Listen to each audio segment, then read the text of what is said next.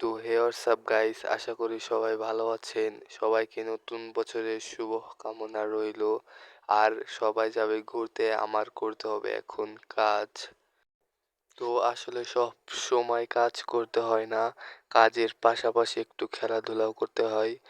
আর আমি carrom board খেলতে চলে এসেছিলাম, কারণ ভাল লাগছিল না কাজ করা। কিন্তু আমি ক্যারাম বোর্ড খেলাই ভুলে গেছিলাম, কারণ অনেক বছর ধরে ক্যারাম বোর্ড খেলা হয় না।